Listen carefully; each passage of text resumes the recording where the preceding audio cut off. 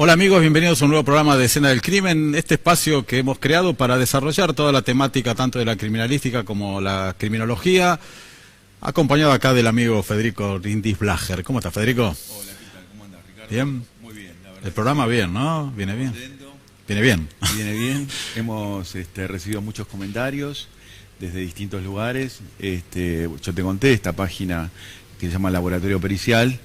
Bueno, todo el tiempo me están preguntando, ya quieren saber los invitados, me sugieren temas. Bien. Así que bueno, estamos muy contentos. Sí, muchas reproducciones, lo vemos en distintas redes, tanto acá en Canal 22 como también en, bueno, los LinkedIn propios nuestros y en páginas como la tuya. Y bueno, realmente creo que es un programa diferente, ¿no? Porque no es lo que se ve hasta ahora, tal vez de ver casos en particular, sino que este es un ámbito, digamos... Como me dijo un profesor de la universidad, es naturalmente único porque no hay esta temática que te diría es casi académica, es de enseñanza, donde todos los programas aparecen especialistas con mucho ejercicio de la profesión, y eso es el atractivo del programa. Exactamente, y hoy no es excepción, hoy tenemos un... Hoy no es lujo, excepción. Hoy es... Sin duda. Tenemos, bueno, la presencia de Laura Quiñones Urquiza. Laura, antes que nada, agradecida, sabemos de tus tiempos, que tu agenda es muy acotada y que Al contrario, un honor. Gracias por venir, Laura. Muchos te conocen, ¿no? Pero de alguna manera, ¿por qué no nos explicás? O sea, a ver, ¿cuál es tu relación, ¿no? Con la criminología, sería el caso. Claro, yo me dedico a lo que es la criminología forense, que es una rama de la criminología, que a su vez la criminología es la ciencia social que estudia al fenómeno delictivo y analiza las conductas desviadas. Es decir, que lo que analiza es el delito, a la víctima, el autor de un hecho y las medidas de rehabilitación, reinserción, aunque a veces nadie estuvo insertado en una sociedad, pero se dice reinserción social, valoración del riesgo de violencia futura, que antes se llamaba predicción de la violencia, hoy ya no se usa, se habla de valoración de alto, bajo, mediano riesgo delictivo o violencia, y también el impacto que estos hechos tienen en la sociedad. Bien, a diferencia de la criminalística, ¿no? Que claro, bueno, esa es la pregunta que nosotros tenemos un público de profesionales nobles, profesionales avanzados, y también está el aficionado que a partir de las series se empieza a interesar en todas estas ciencias. Y bueno, y tienen todavía ese concepto de analogía o no de la criminología y la criminalística. Entonces nosotros siempre tratamos de hacer esta diferencia. Vos hablaste de la criminología como el estudio de la conducta, el por qué lleva a ser, y el quién, ¿no? Vendría a ser. Cuando la criminalística en todo caso estudia el dónde, el cuándo, dónde se produjo el delito, el cómo. Sí, el cómo, exactamente, esas 5 preguntas que se hace la criminalística. Bueno, ese punto era interesante para separar un poco las aguas. Sí, totalmente, porque a veces, viste, la gente cree que es como en la televisión, que por ejemplo el criminalista hace las veces de las funciones que son de la criminología, hace perfilación, hace también de antropólogo forense, hace también de perito informático, y nada que ver. Por ejemplo, yo en mi trabajo para hacer, digamos, mi rama, que es la criminología forense, que es la confección de perfiles criminales de autores desconocidos, ¿sí? Básicamente eso, yo me tengo que, para asistir como idónea a un juzgado de instrucción o a una fiscalía en lo criminal, yo me tengo que valer de la gente que hace tu trabajo en el lugar del hecho. Sí. Está buenísimo. Lo que hace el perito informático, cómo es una autopsia, qué se hizo, qué se encontró, qué fotos hay, para yo probar con mis dichos, hacer el perfil, lo que estoy diciendo con las pruebas que me trae un científico, digamos, ¿no? Claro. Y le decía a Ricardo que justamente nosotros hacemos hincapié en lo interdisciplinario, que es todo esto, que hoy por hoy está clarísimo que todos necesitamos del expertise del otro, ¿no? Y esto que justamente vos decís, trabajás a partir de las fotografías que un especialista o fotógrafo forense que tuvimos invitado ya uno. Sí, el profesor Donato. El profesor Leo Donato. Sí, yo estudié con él. Bueno, excelente en su ciencia y bueno, y todos los actores que tienen que ver en la criminalística, que de alguna manera vamos intercambiando información. Eso es, digamos, lo que nosotros siempre predicamos de acá del programa. Claro, y en tu caso particular es la perfilación, ¿no? La perfilación, pero orientada a lo que son homicidios expresivos. O sea, yo no hago narcotráfico, no hago terrorismo, no hago mafia y tampoco hago secuestros. Lo que yo hago es matar, digamos, por placer o por furia o por cuestiones sexuales o femicidios, homicidios a menores, todo lo que tiene que ver con ataques sexuales a mujeres, a niños y todo lo que es el perfil de las personas que suben o producen pornografía infantil mal llamada, que para mí tendría que llamarse digamos, material de explotación sexual infantil. ¿Por qué? Porque lo que obtienen estas personas, que funciona a veces como un club del trueque, es otras, digamos, nuevas imágenes que intercambian o dinero. Entonces obtienen un lucro. No son solo imágenes de abusos, es un lucro, es una explotación sexual infantil. Entonces, digamos, para lo que es... ya está normalizado, naturalizado ese nombre, aunque no lo que significa, ¿no? Claro. Pero está naturalizado el nombre de pornografía infantil. Pero a mí me parece, y esto lo charlaba también con un juez, Pablo Casas, del juzgado número 10, si no me equivoco, con el que estuve, con él y su equipo, la gente de su juzgado hace unas semanas, que bueno, que para mí, en lo personal, pienso que tendría que ser explotación sexual infantil. Sí, interesante. Además, bueno, y amenazas reiteradas, perdón. Todo lo que tiene que ver con cibercrimen orientado a eso. Amenazas reiteradas, el modus operandi. Esto confirma esta interdisciplinariedad. Estamos hablando de cibercrimen, estamos hablando de, además, lo interesante de la especialización, o sea, perfilación sobre, digamos, determinados actos, ¿no? O sea, hay otros que hacen sobre terrorismo, otros, entonces esto es lo rico, ¿no? Claro. Sí, es dentro de una, te especializaste, digamos. Exacto. En estos lugares. Thomas Nir, ¿te acordás que estuvo presentando mi primer libro? Libro que ahora vamos a hablar. Claro, Thomas Nir fue un agente especial del FBI, perfilador en jefe del FBI, que acudió, fue uno de los primeros respondientes en la masacre de Waco, Texas, y fue la persona que se encargó de interrogar a Saddam Hussein. Bueno, él es especialista en todo lo que tiene que ver con profiling de terrorismo del Medio Oriente y todo lo que tiene que ver con envenenamientos masivos, o lo que en Estados Unidos le llaman product tampering, es decir, aquellos sujetos que van con una jeringa o algo y envenenan a toda una gran cantidad de población, ¿sí? Los productos, alteran los productos con fines de producir lesiones graves. Claro. Eso me lleva a preguntar que se puede establecer qué motiva a estas personas a realizar estos actos. No sé, se me ocurre la palabra, no sé. ¿El envenenamiento, por ejemplo? Sí, no sé, venganza, no sé, ¿qué lo lleva? ¿No? ¿Qué patología, digo? ¿Vos te referís al envenenamiento? En general, vos me decís, bueno, después de haber estudiado tantos perfiles, ¿qué lo llevó a...? No, más allá de una patología. Se me ocurrió la palabra venganza, pero... Sí, no puede ser una cuestión de ira por venganza. Esto ocurre a veces con muchos delincuentes sexuales que atacan chicas, donde el ataque es rápido, a una persona que no conocen, los insultos son súper fuertes, a una persona que no conocen. Entonces, son sumamente, ¿cómo se dice?, potentes a la hora de usar la violencia instrumental para ese hecho, y son llevados en la serialidad por un afán de venganza, digamos, desplazada a ciertas víctimas que cumplen a veces un criterio simbólico, o que están encontradas en la vía pública y eran de oportunidad para ellos. A veces son una cuestión de poder. En realidad yo pienso que qué delito no es una cuestión de poder, ¿no? O sea, de poder abusar de la confianza del otro, como en el delito de cuello blanco. Pero pueden existir un montón de cuestiones, como por ejemplo el lucro. Pueden haber muchas motivaciones que tienen que ver también con la autoconfianza, elevar el ego uno a través del dolor del otro, en el sadismo, donde está, digamos, por ejemplo, está orientado, la motivación sádica de un homicidio está orientada más no a la muerte en sí, sino al proceso que lleva a la muerte. ¿Sí?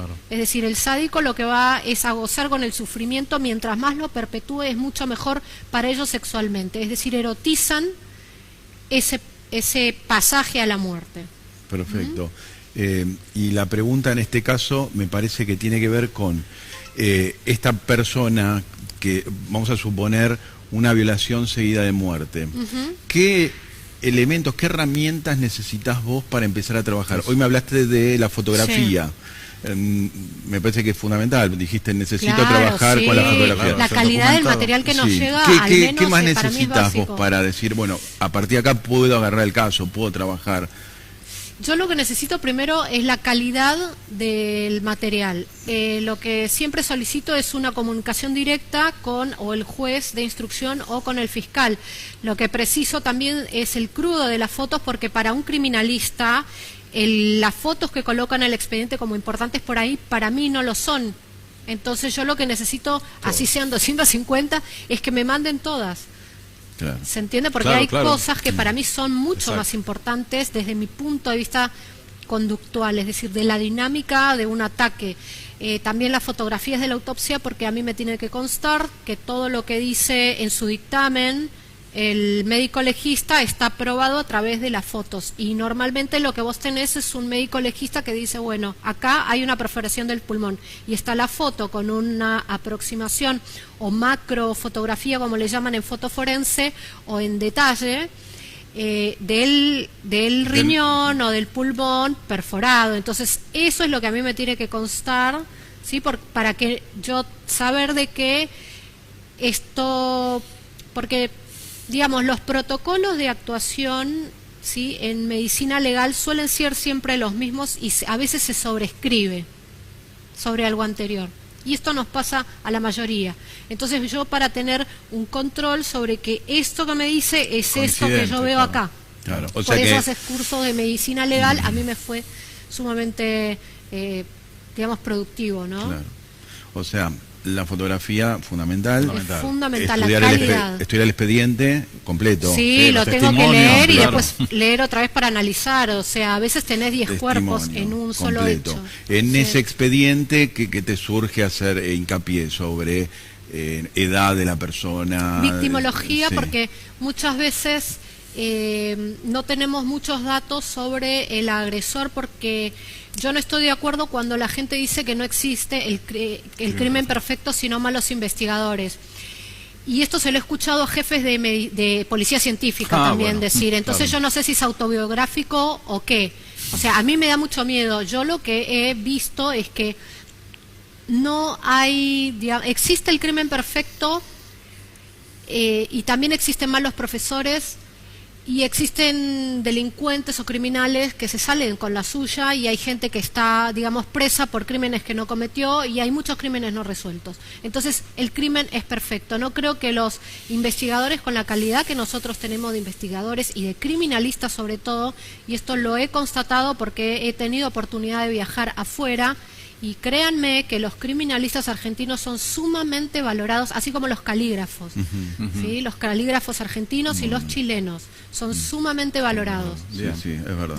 Además, me imagino hasta características físicas, si por ejemplo la persona es zurda o diestra, si tiene algún problema en la visión, entonces exacto, ¿no? Eso te lo puede decir si el atacante o el autor de un hecho es diestro o zurdo, te lo puede decir no con certeza, porque ni en el ADN tenemos, ¿entendés? El 100%, o sea, siempre hay un 99,9%, ¿se entiende? O sea, lo que te puede decir eso, quien te puede responder, es una aproximación o una afinidad con respecto a lo que vos preguntás, un médico legista, que es el obductor que hace la autopsia, por la posición del cuerpo y por la calidad de las lesiones. ¿No? Por ejemplo, si no se conoce al asesino, ¿se puede establecer sexo, por ejemplo, o tener aproximación, si es hombre, si es mujer, si es un adolescente, si es un adulto mayor?